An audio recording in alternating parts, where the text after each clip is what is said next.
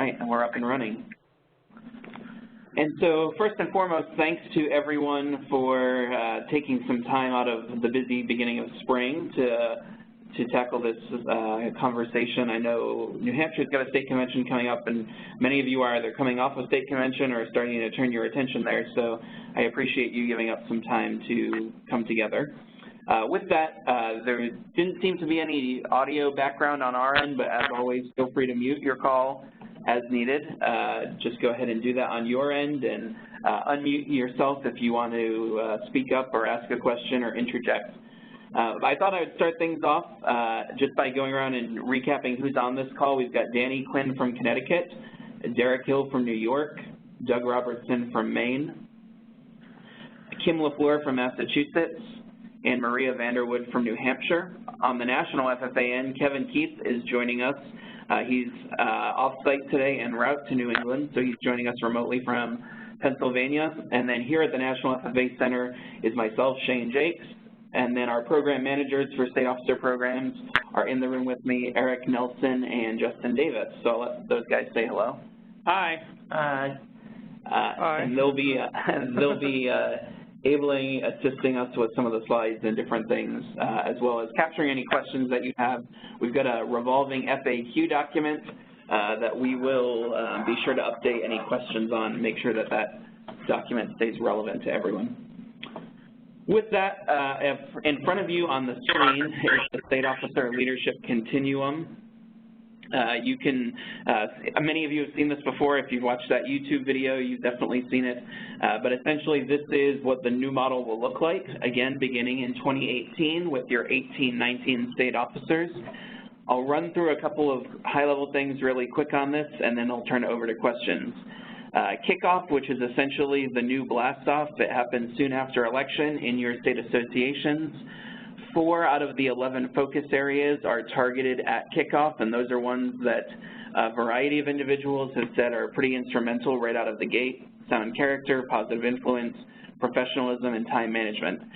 Every state's kickoff will look the same, so whether we're in Maine, Hawaii, Alaska, or Virgin Islands, to steal a line from opening ceremonies, everyone will look the same as they go through the kickoff.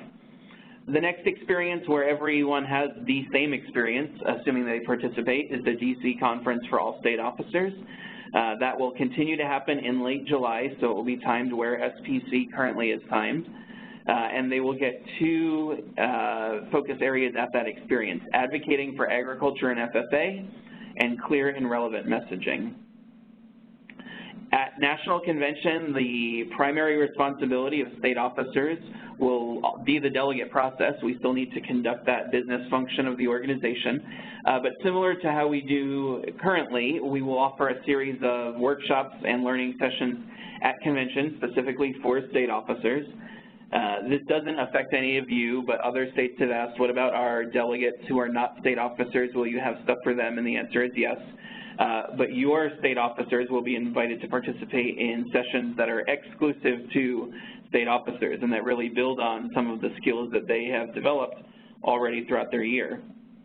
And then the final kind of consistent looking piece for every state officer is the capstone experience. And you've probably heard me mention multiple times that because this won't happen until, at the earliest, spring of 2019, when these first group of officers to go through this continuum are retiring, this is the one that we have just put the least amount of development work into because it's simply just the farthest away. And so know that there's definitely an opportunity to shape that experience. And yesterday I sent out a survey to all state staff. I know several of you have had a chance to complete that already. But there's a survey that went out that said, among other things, would you like to be involved in developing the capstone? And if that's of interest to you, we'd love to have you as part of that steering committee. Where things will look a little bit different for state officers from state to state is below the yellow line, and specifically in state electives. Here we're focusing on 5 focus areas. Now the key thing about these 5 focus areas is that when we start to actually schedule things out, you're only going to see 4 of them, because communication tools, that very last one, is actually infused into both public speaking and effective workshops. And so that one is a blended, those are blended sessions in which state officers will get communication tools and public speaking, as well as communication tools and effective workshops. And so you'll never see communication tools existing necessarily on its own. The other key piece to the in-state electives in terms of these focus areas is team dynamics, and we would ideally like that to happen after the first 90 days of a team's time together. And the reason for that is the first 90 days, many state officer teams, they're kind of in the honeymoon phase. They're getting to work together for the first time. They think each other are great.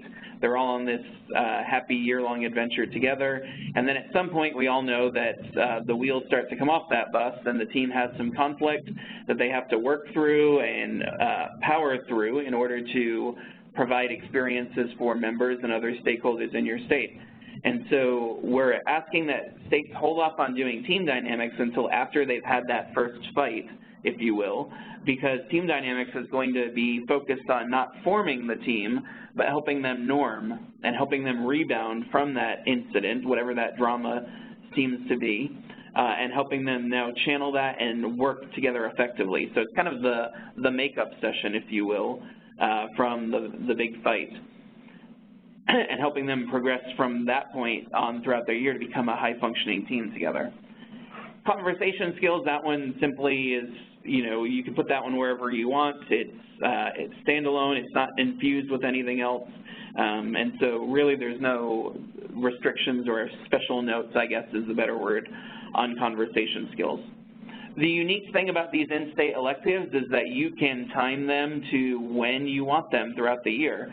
So if your state officers are not going to do speeches until it comes time for chapter banquet season in the spring, you have the flexibility to say, I don't want the public speaking sessions until January or February, which is kind of unheard of in the current model. Right now, everything is so front-loaded. Really, once we hit national convention, aside from sending them some magazines, we lose touch with your state officers, and we're not really involved in their year of service until the new team is elected. And so that's changing now in that you can be really creative and really thoughtful on where you place some of these training experiences. With that, we do want to make sure that however you're splitting things up, that we're sending our trainers to you for an adequate amount of time. So we ask that a trainer be responsible for facilitating at least 8 hours of content in your home state, and just simply we don't want to fly anyone to Fairbanks, Alaska for a 2-hour workshop. That's not a good use of funds. And so we're going to ask that anytime you do these sessions that there's roughly 8 hours worth of content behind it to make it a good use of your dollar and a good use of our dollar as well. And our team will definitely help you figure out what that looks like. So once we get through the pilot phases, we'll have a better idea of exactly how much time is involved in each of these sessions and each of these focus areas, and we'll be able to consult with you to figure out how you do need to build your schedule. But largely, it's up to you in terms of how you want to do things. You get up to 2 in-state electives. That's in addition to the kickoff. You can combine them all into one experience if you want and just have it be a longer experience. You can split things up among 2 different events. You can tack one of them onto the back end of the kickoff. It's entirely up to you. But essentially, we will send a trainer to your state up to 3 times. We'll cover their travel expenses. Again, there will be no registration fee, similar to the current state officer programs, Blastoff and NLCSO, where we don't charge a registration fee at the national level. Your only responsibility is, while these trainers are in your state, is providing them with housing and meals. And so really from there, you can host these at an ag classroom if New York wants to host them at camp. Wherever we've typically put them, community centers. Rhode Island hosts Blastoff in like a little community building behind a public library. We've had them in ag classrooms before. Connecticut has done them in like the Board of Directors for Farm Bureau, I think, or Farm Credit. And so wherever you can find space to host these conferences, they're all going to operate similar to Blastoff. We don't need an entire ballroom in order to execute these. So, and we can definitely work with you to help you understand exactly what the sessions look like so that if you're worried about space, we can have that conversation. The last thing I'll touch on, and then I'm going to turn it over to you all, is primers and boosters, and this is where we make learning really year-round instead of a one-time event. So we know that it's really easy for us to train your officers at the kickoff on time management, but then it seems, a couple of weeks in, they get cranking, especially once they get out of the summer and get back into their academic routine. All those time management concepts kind of have gone out the window, and suddenly you're chasing them down for everything you need from them because they're not managing their time wisely. This is an opportunity for us to continue that learning and make sure that things like time management and all the focus areas stay on the front burner and don't get put on back burner.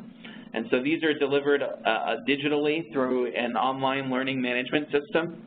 The really cool thing here is that we will schedule certain boosters to be released at certain times throughout the year, but then there will also be some that you can pick and choose. So if Doug were to say that Dana, his state president, really didn't have a handle on time management, but the rest of the team did, Doug could basically unlock some time management learning content for Dana and just expose her to that and say, look, I want you to complete this because this is an area where I see you struggling right now. And so you as state staff have the flexibility to do that and to make content available to your entire team if it's of interest, or if you want to target it to one or two officers.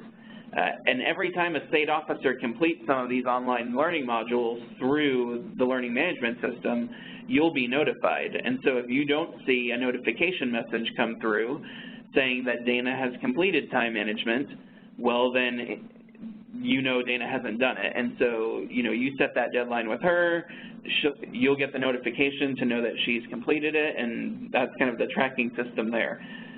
And so it's a new system. It's pretty robust in terms of what we can do with it, but really our main intent is to make sure that nothing is ever, in terms of content, in one ear and out the other. Most of these skills, if not all of these skills, including the FFA-specific ones, we want to develop not just sound state officers, but sound young leaders, because we know that when they're done with us, they go on to serve in other leadership capacities in agriculture, in whatever their occupation industry is, on the college campus, in other organizations. And so we're trying to make this something that is longer term, and with that, creating lifelong learners.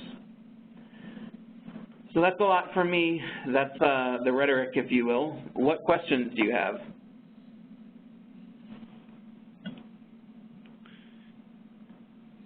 Shane, I don't know if this is as much of a question, this is Doug, but this is the topic one of the topics that we've been talking over at a distance for a little while now, and we don't have everybody on the call right now, but this might be a good time to start the conversation.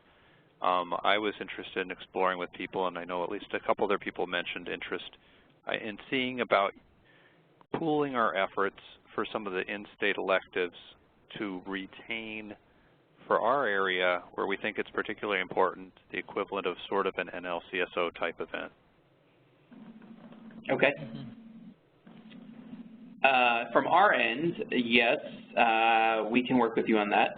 A couple of things that you should, that you'll need to be aware of is, one, obviously, however many states participate in that, we'll need to ensure that there's adequate space for you all. And then, obviously, you will lose some of the flexibility in timing. And so you, like NLCSO right now, you'd have to come to an agreement on when that event would take place. Assuming that, if we were to assume that all 7 states continued that, and nothing in stone at this point, but say all 7 states were interested in that and wanted to do it, you would have a couple options. One, you could all agree and get on the same page to do the same in-state elective focus areas together, at which case that would reduce the number of facilitators that nationals would need to send. Or if all 7 states were interested and you could find a venue, thinking you're probably wanting camp, and I'll let New York speak to that, but if camp could handle 7 different almost classrooms running concurrently, then you would not have to trade off the flexibility of your in-state electives. So you could actually, all you would have to agree on at that point is schedule. You would not have to agree on what focus areas to zoom in on. So if Kim wanted conversation skills earlier and Maria didn't want conversation skills until this event, as long as they were in different classrooms, you wouldn't have to reach consensus on that. We would just send one facilitator to do each one. I don't know if, I think that probably started the discussion. I'm sure there's more questions around that. But Shane, I thought one of the goals of this was to pair each state officer team with a facilitator and have them work with the same facilitator throughout the year. Yeah, as much as possible. That would be the ideal, and that's certainly what we're working towards. With that, we obviously run into the challenge of scheduling that. So as much as possible, that's our intent, because it would make sense that the person who goes to New York to do the kickoff would then go do both in-state electives, because at that point they understand where the team is at. They have rapport already built with the team. But in some cases, we know just right now that's probably not going to always be possible. And I can tell you that with a fair amount of certainty, because Wisconsin currently does blast-off, and then they do a separate conference in December where Wisconsin covers all the expenses for the facilitator. They organize it on their own, but they typically invite the blast-off facilitator to come back and to do that second training experience in December. And probably about every other year, Cheryl Zimmerman comes back to us and says, hey, my original facilitator can't do it. Do you have any other facilitators that you might recommend? And I'll have to give her the name of somebody else. And so what you have just described, Derek, is absolutely our perfect world scenario, and we'll do everything on our end to make that work. It just may require some scheduling conversations between the state and the facilitator as to how bad they want that.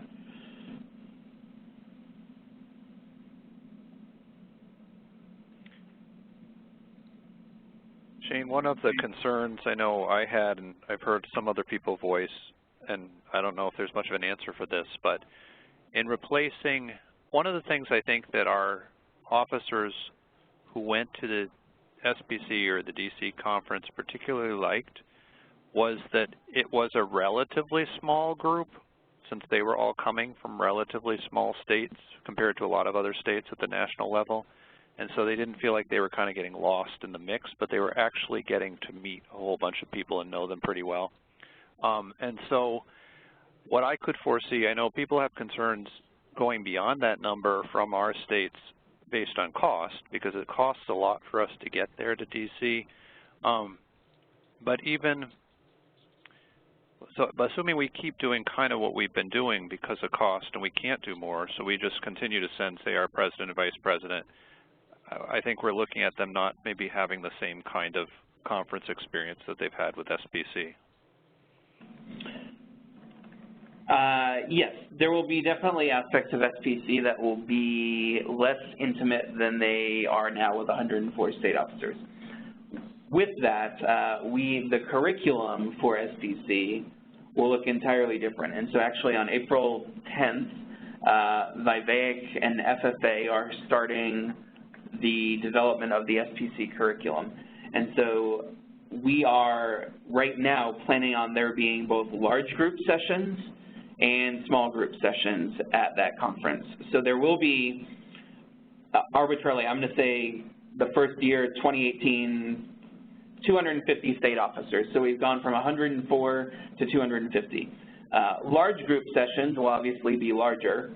Small group sessions would be smaller. They'd actually be like WLC community groups.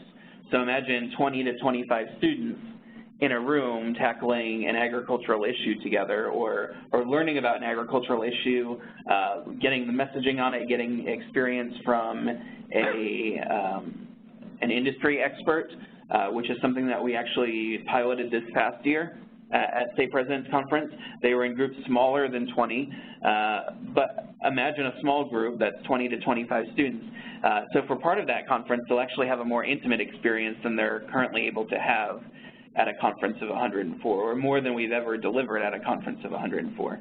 For some larger group sessions, yeah, there will be definitely more students in the room. I think the intent is that with having more states there, with having more state officers there, your officers would be exposed to an even greater variety of perspective, which I don't know is necessarily a bad thing. But yeah, we're cognizant of trying to find a way to still deliver that small community group feel, and we're pretty optimistic that we're going to be able to do that. Because WLC does it. There's a model for it in another one of our programs. On the cost piece that you mentioned, yes, we recognize that every state now will have, if they're going to increase the number of participants, you know, that's multiplying that registration cost out for them. On the travel piece, here's what I would suggest is that we think critically and maybe creatively on how to get your students to DC. For example, and I'll be honest, look, we know that not every state association is going to send every state officer. Austin Large helped develop this, and now he's in Texas and says there's no way that he'll be able to afford sending all 10 of his. And that's Texas, right? With as many members and supporters as they have, he just knows it's not realistic. And so we're not sitting here in Indianapolis thinking that every single state officer is going to be at this conference. Our intent is to make it more accessible by saying now the state can choose the number, not National FFA. Before, and we've had years where Suzanne has even asked if she could send more than just her two, and we've had to say no because that's the limits of the conference. We're trying to remove that barrier and let you guys say yes or no, because ultimately it should be your decision, not ours.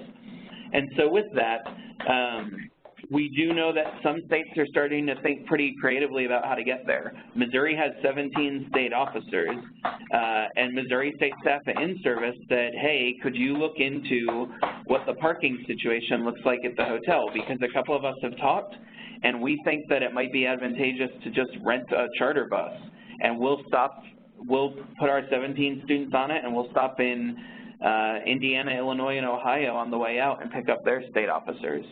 And so New England being even more driving distance, what would it look like for you all if instead of flying your state officers to DC, maybe you met somewhere in Springfield, Massachusetts, found a charter bus and chartered the rest of the way out, splitting that cost up amongst all of you. It's something that we've probably not thought about before in terms of getting your officers to SPC, but something that might be worth consideration before you rule out it entirely. And so I guess that would be my challenge to you. I'm not oblivious to the financial constraints that you all face, especially in New England, but I think a little bit of creative thinking could maybe find some opportunities that we've not had at our disposal before.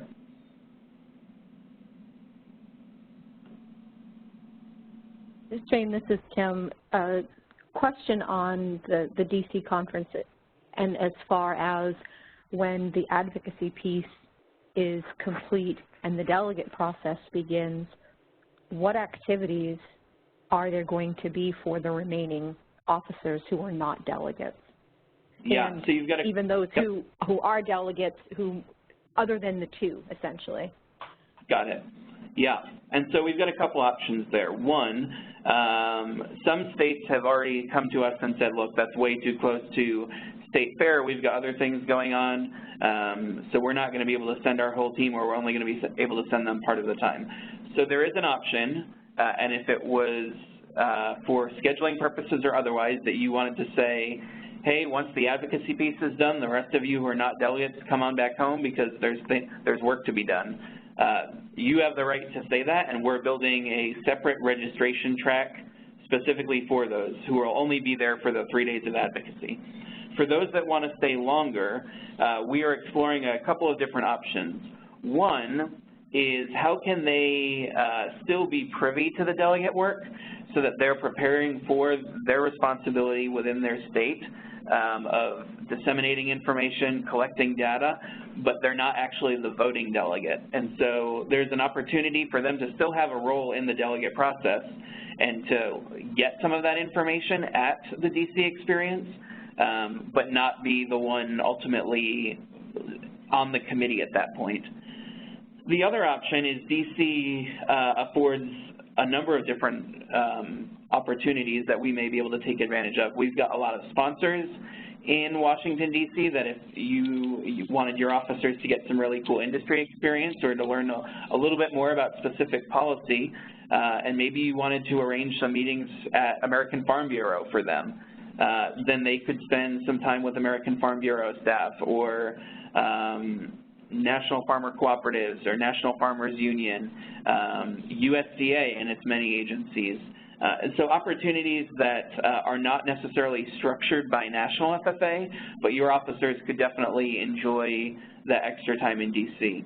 When we look at the schedule, that if you were to send your whole team, the amount of time that your team would be split and you'd have 2 working on delegates and say 4 or 5 doing other things is about 2 half days. So it's an afternoon and a morning.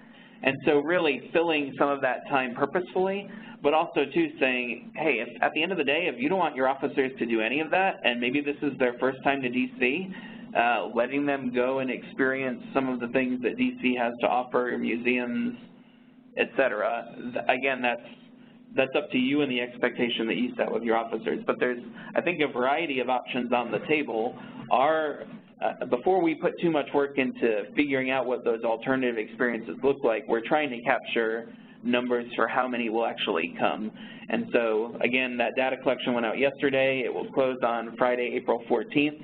And at that point, we should have a realistic estimate to know how many students are we even talking. Because if the number goes up from 104 to 120, it's probably not worth, on our end, investing too much time into finding programming for 16 students that may or may not choose to participate, when in reality they might just sneak off and go to the Smithsonian.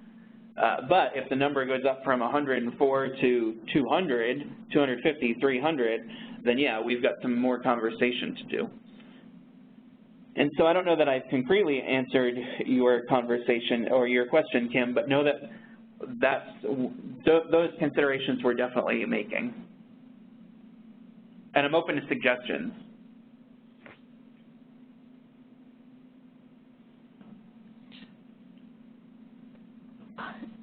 I mean, I think in general, I mean, the train has left the station. It's up for us to jump on or not. I understand that.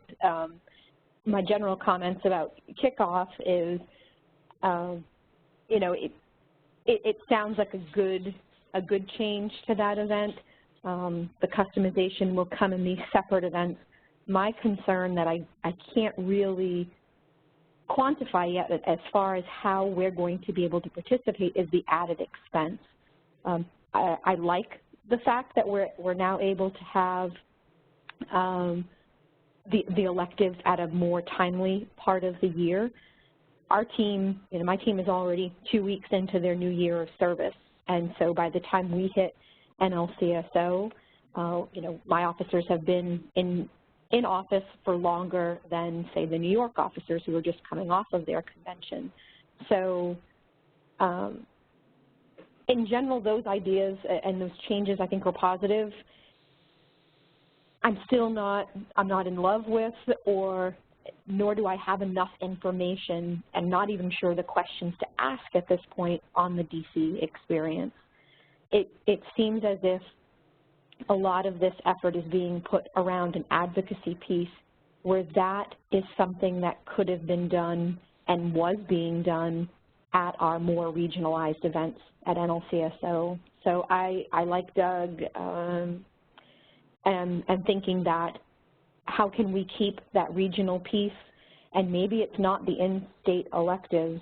For those of you staff who are on the call, I'm throwing that out, that maybe we do our own advocacy piece local. I mean, I ran the numbers. we've had the good fortune of New York writing a grant that's covered our NLCSO expenses, but going back to if we were paying out of pocket for those, the fees were $300 per officer, $125 for staff, and again, that's been covered the past few years. Looking at 2018, you know, it's a moderate jump, but again, no grant support, and then state staff fee of at least the same as the officers. I would think that that fee is going to end up being a little bit bigger or larger, Shane, just because, like you said in your message back to me this morning, you're not going to house us 4 to a room. So is it reasonable to expect that the state staff fee is more along the lines of $650 and not $325? Plus travel. We typically rent one vehicle and then I have somebody follow me. It's a lot cheaper to drive to New York than it is to drive to DC with tolls and parking. You know, we would certainly need to know what the parking options are. If it's free parking, paid parking, that all adds up as well. And I'm just not sure sending my team of 6 officers down for 3 days of advocacy training, does that have to be done in DC at this expense, or is that something that we could continue on a local basis or a regional basis? And then now sending students to what is the delegate process, essentially that's a one-day conference, if I understood that correctly, an afternoon and a morning. So all of the elements of SPC are gone as far as the tours and such, and that's something we certainly could do on our own, but that's the biggest change and the hardest thing to wrap my brain around, and just the timing.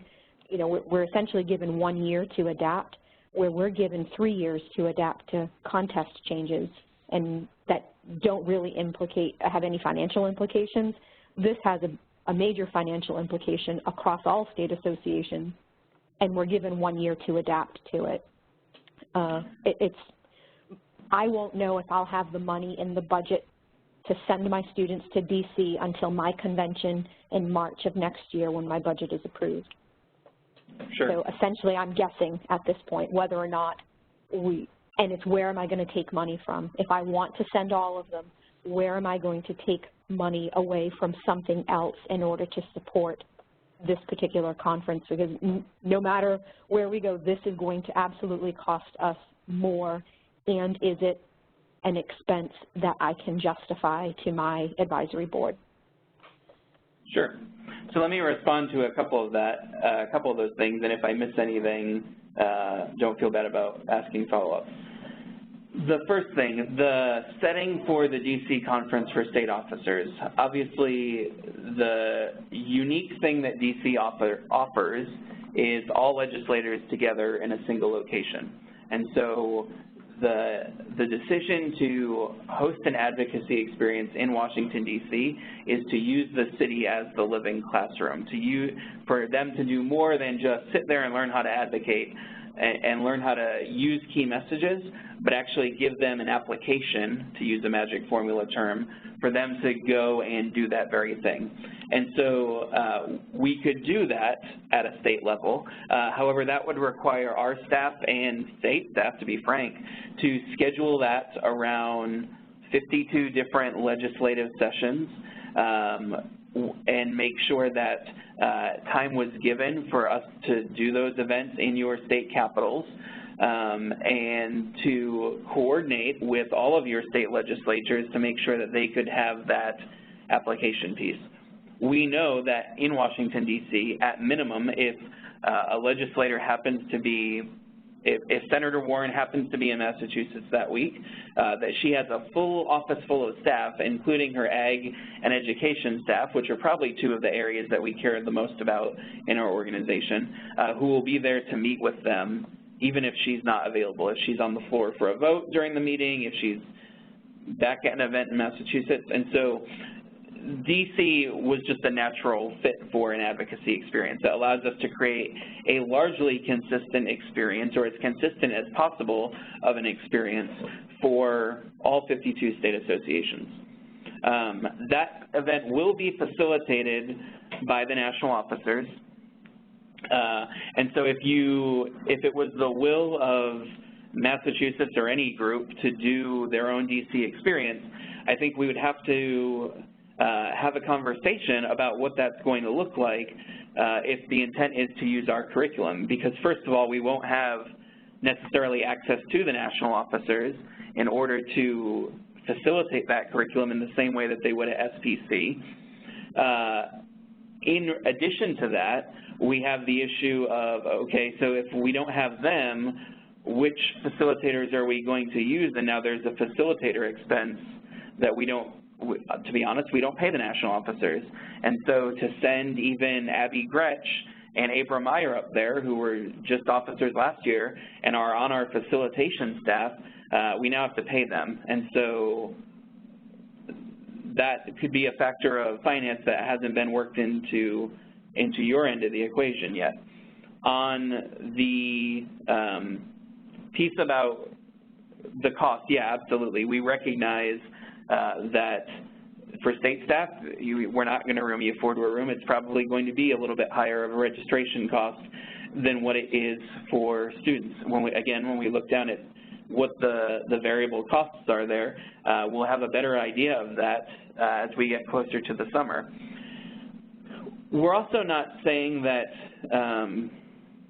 what you send in 18 is your allocation for the rest of days. And so we expect that some states in 18 are just going to have to say, you know what, I may only be able to send the two that I've always sent because I know I've got that in the budget, or I may be able to increase it to 3 or 4, but doing the whole team, it just isn't going to work. And we know that also we're asking you to do this outlook ahead of time before you may get your budgets, before you may get sponsor dollars that come in. And so that's also why in this survey we're not asking you to necessarily commit to anything. It's not carving anything in stone. But the hope is that even if in 18 the most that you could do were the 2 that you always sent, that over time resources might come available, funding or otherwise, that would allow you to send more of the team to Washington, D.C. Obviously, we would love to have state staff come, and we anticipate that if enough state staff do participate and are interested, we would love to be off, and our plan is to offer a state staff programming track. But we also know that some state staff aren't going to be able to join because they've got teachers' conference or other obligations that will preclude them from that. And so, again, depending on what your capability looks like, it wouldn't even necessarily be required for you as state staff to participate as you currently do now, or as you don't now, as the case would be. And so I think I've hit on some of your points, Kim. If I've missed anything or you want to follow up on anything, jump in.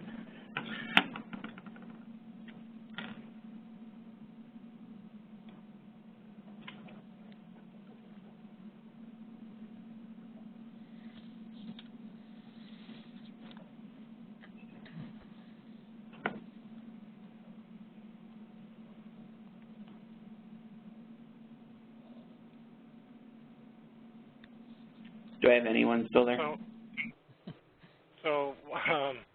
Yeah, we're still here, I think. Gotcha. So Doug and Kim and Maria, you know, I think one of the things we need to discuss as a group, maybe we can do it this year when we're all together at NLCSO, is, you know, are we looking to, you know, try to do the same workshops or same electives at one time together?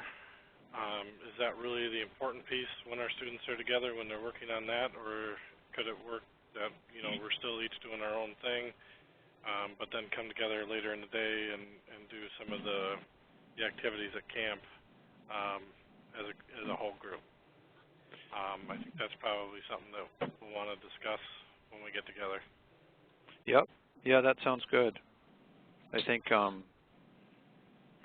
of my ideas on that would be, I think part of the reason, at least for me, and I know for 1 or 2 other people, I don't know if this is, I'm representing everybody, but for wanting to retain that experience there does have to do with some of the camp options as well. And so it would be interesting when we sit down, if we have many differences for what technical parts we want accomplished, it might be interesting to see if we could do kind of a hybrid where either we would have a core of areas we agreed on with the national trainers delivering, and we then had other camp things going on, and then if people felt like they had some other specific needs they had to meet, whether the state staff could cover some of those, or if some people felt like there were more things missing in their experience, then maybe, you know, they could have another section that some others weren't interested in, and so tailoring it a little bit like Shane said. I have a couple of questions. It sounds like we're agreeing that we want to continue this regional training. Is everybody in agreement on that? I am, and I know that Suzanne isn't here, said she was, and I know Milton, who isn't here, said he was. I think my question would be for Derek, too, is like, is that something that camp is interested in continue to support, and would that be New York as a team be an integral part of that, too? Yeah, I think camp is very, very receptive of having you guys come. Of course, we enjoy having all of you come to our state and enjoy camp. You know, I'm certainly thinking that, you know, if this is the way we head, that you know, we would want to be there at the same time, and you know, I think it's for us, it's probably going to come down to those technical things that you were talking about with the electives, and you know, what pieces we want to hit on, and what pieces you need to hit on. And certainly, you know, I'm all in favor of my officers, you know, gaining some perspective from yours and learning from each other and meeting each other and developing those relationships. I know, you know, Camille just got back from, I think it was Delaware. So, I mean, these are relationships that I think are important to develop. So I think, you know, we're definitely interested in continuing to see where it goes. I don't know if, you know, depending on what everybody else feels, if we're going to be together all the time every day, or if it's going to be, you know, some parts where we're separated. But, you know, I don't know if that's always a bad thing either, if we're not together throughout the whole process. You know, but certainly we can find some of those things that we all want to do together and do that together. Kim, what about you? Are you interested in continuing the regional training? Yes, I think my officers have been able to get a lot out of it, you know, with the small group, the local focus, and my current team is very happy that they get to experience NLCSO and that they're not the ones that would be impacted by this change. Mm-hmm. So just from their perspective, they're also speaking to what they know, and this is what they know, so I think that's why they're more excited about it, and perhaps, you know, a new change will be fine. You know, for us, it's honestly, it's a budget issue. Mm-hmm. I think us keeping a regional conference focus would also allow us to insert topics that may, you know, get away from the traditional NLCSO curriculum, and it might be something that we find is more relevant to our group. And I think, you know, we do have time to come up with a curriculum. We just have to agree on dates. Right. So I had a question, Shane, for you. In the beginning, you said one of the options might be that if we did continue to come together for a regional training, that we might do 7 different trainings in one location. Is that realistic, that you would have 7 trainers available on the same date to send out to us? I think so, and here's why. Right now, if we look at Blastoff and NLCSO, we employ or we use approximately 30 facilitators for those 2 programs, for Blastoff and NLCSO. and they overlap. So June is our busiest month really for both of those programs. And so in June, we've got about 30 people on the road. And so we anticipate that in the new model, we will have to hire about 30 facilitators as well. And so I think, yeah, to get 7 into one location for one amount of time, I think we could do that. And I would say also, too, that if a couple of your states were to come into agreement on, Doug, at the beginning of this call, I'll use him for example. He said, hey, I think I'm going to have 3 officers this coming year. If he and Suzanne or he and Maria or he and any of you really were to say, hey, you know what, we were actually thinking the same focus areas, then I think that would be a conversation that we would love to know, because then we would combine the 2 of you into one classroom, so to speak, and have one facilitator working with both of you, and so to not duplicate our efforts there and to not have more people on the road than we need. And so I think if there was any, you know, we're not at the national level, I'm not going to say that you guys have to agree on it, because that goes against the entire premise of this new model. But if any agreement naturally happened amongst yourselves, then that would obviously make our lives easier too. So. And I think it would make a more robust conversation. You know, one facilitator with 3 students, and it's not by any fault of Maine's, and he's not the only one. This has happened in a number of states over the years, where you just need so many students in the room to kind of have some good dialogue, right? And so I think if those natural agreements were to happen, then, yeah, potentially let's consolidate where we think we can. Yeah, I think you know, obviously we want to try to continue this at camp. We also got to think about space that's available as well. You know, I'm thinking we probably got 4, currently we probably have 4 indoor spaces that we could use, and then maybe a 5th if it was possible to do anything in the pavilion. But really you've got 4 spaces at camp that could be used for something like this. Yeah.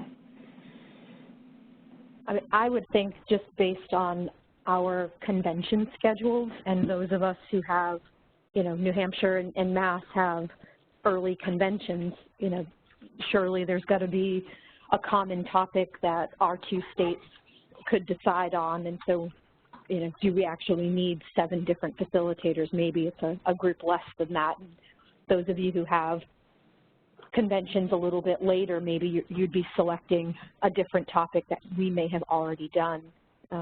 But when we start hammering them down, I'd be surprised if we can't come up with, you know, consensus among all of us, or at least groups of, you know, maybe just 2 or 3. I wouldn't want to be the one that requests a separate trainer just for my 6 or 7 officers. I am sure I could find a topic that could be shared with another state just for logistics. Yeah, and to that point, too, I would offer this. The kickoff currently sits at about 21 hours worth of content, which is about 3 days.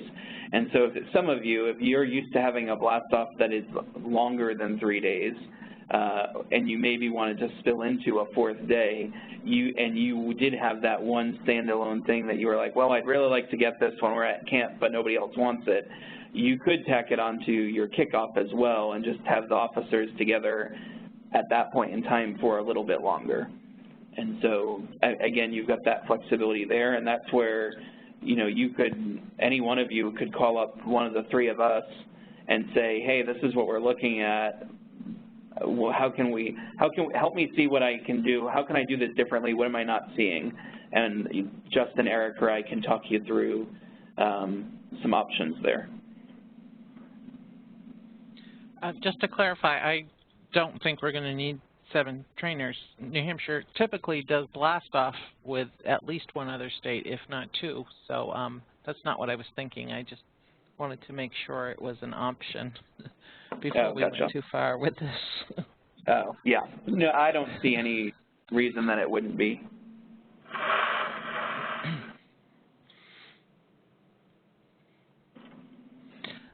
Shane, I'm kind of just curious, aren't any other parts of the country concerned about the loss of this regional training? I know that not every state participated in NLCSO, and I know that, you know, other parts of the country are not as small geographically, but are we the only part of the country that's really feeling the loss of this conference? Well, to be honest with you, you're the only part of the country that the conversation has extended beyond in-service. There are a couple that had said, yeah, it really kind of stinks for us because we like the fact that our state staff get together and get to share ideas, but at the end of the day, like, this is going to make our life a lot easier. Mike Brammer down in Pennsylvania, every other year it's a grab bag as to whether or not they're going to be able to do an LCSO because it's during the Pennsylvania Farm Show where he's got a lot of supporters that expect to see his state officers. And so a lot of states are actually pretty excited to not be bound by having to coordinate schedules with neighbor states. I think you guys have had an easier time with it than some states have in trying to find dates. I think the last 4 years, Indiana has moved around to 4 different NLCSOs because the way that their summer camps fall, the way that their state convention falls, they can't sync up with the same NLCSO from year after year. And so a lot of states are a little bit relieved at not having to worry about trying to coordinate schedules with others, and they truly get to play on their own calendar. I think the biggest sore spot has been we're not going to get to see some of our colleagues, and that has resulted in some pretty good brainstorming and idea sharing. But they've said, well, we'll find other ways to do that. We've got NASAE meetings. We can get on conference calls. A couple of them have offered, and I don't know if they'll actually do this, to meet up on the weekends, but I mean, that's been probably the biggest, the most mourning, I would say. Interesting. Thank you. Yeah. What other questions or concerns are there?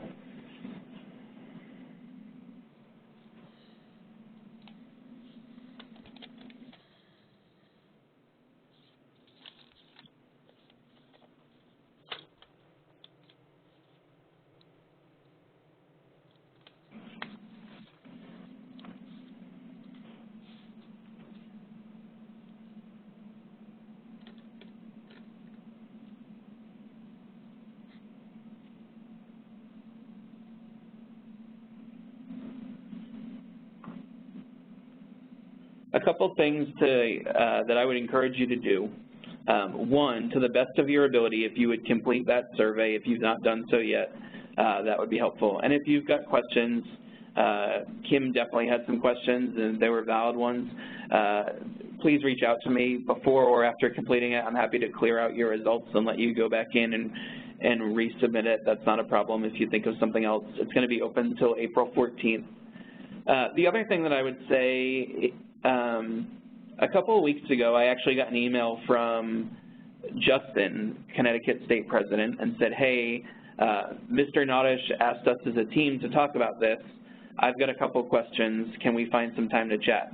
And he joined us on one of the town halls that we did, but then he wanted to chat one-on-one. And so I would say, coming from this part of the country, I know that a lot of officers are repeats, and it may be that some of them are going to be in their second year this year and aren't going to see much different, but some of you are soon to be elected, or in Massachusetts' case, recently elected, might run again and see part of this. I guess I would encourage you to do what Milton did and ask the team to have some conversation around it. Justin and I chatted for probably about an hour, and I'm happy to jump on a call with any of your officers or the whole team if you want to get them on the line, if you want to open up that can of worms. But I asked Justin, I said, like, at the end of the day, what did your conversation look like? And he said, initially when we saw it on paper, we absolutely hated it, and we picked apart every single bit of it. But after we talked about it a little bit more as a team, by the end of our conversation, we had done nearly a 180. And so see what they think. If they or you have questions, again, don't feel bad about scheduling some time to chat with me or one of the guys. We're happy to hop on a call and answer any questions, help them hash through it, knowing that some of them, this is going to be something that they won't have to worry about or they won't see. But I think, you know, talk to them about the overall continuum as a whole. I think the capstone experience is something that will offer some really cool opportunity. I think for any of your repeat officers, ask them where they would ideally put training about public speaking. If not at Blast Off, when in the year would they have liked it? What would, ask if you've got any repeat that came to SPC, chat with them a little bit about what would it be like to have their teammates at SPC or other officers that they may have met throughout the year at SPC with them, and gauge some of their thoughts. I thought it was, the conversation that I had with Justin was really good. He asked a lot of really smart questions, a lot of really solid questions, and I could tell that it was something that he and his teammates had put some thought into. So maybe offer that up to your crew as well. Okay, thank you. Yeah. I want to be respectful of folks' time, and we are at the top of the hour. I'll open it up for any further questions, but know that, too, you're always welcome to give me a call or schedule some time via email. We can certainly chat to keep this dialogue going. But before we disconnect, are there any other questions, comments, concerns? Anyone want to air anything for the good of the order? Shane? Yep. Yeah, this is Kevin. I just wanted to thank everyone for their time here this afternoon. I know I've spoken with several of the folks in the state staff roles in New England. I've also talked with you quite a bit, and I know that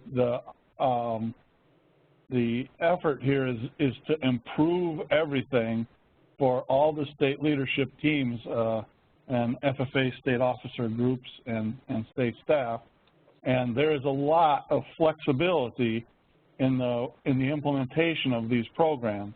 I think that the overall ideas that are put forth through this plan can really help a lot in our states, and I appreciate the opportunity to ask questions and to talk about some of the issues and investigate some of the opportunities that this offers. So I just really wanted to thank everyone, including Shane, Eric, and Justin for their efforts here. I know their focus is really on the success of your officers and your teams and your state association. So thanks a lot. Thanks, Kevin. Yeah, we appreciate your, making the time for our group as well to get together today. Yes, thank you. Happy to do it. Thank you. Thank you. Thanks, everyone, for the robust discussion, and again, feel free to follow up as needed, but enjoy the rest of your week. Do we have to press off anywhere, Shane, or are you going to just do that? No, I'll disconnect you all. All you'll need to do is hang up your phone line. Okay. All right. Well, thanks a lot. Have a good day, everybody. Okay, take care, everyone. Thanks. Bye. Bye-bye. The chairperson has disconnected. The conference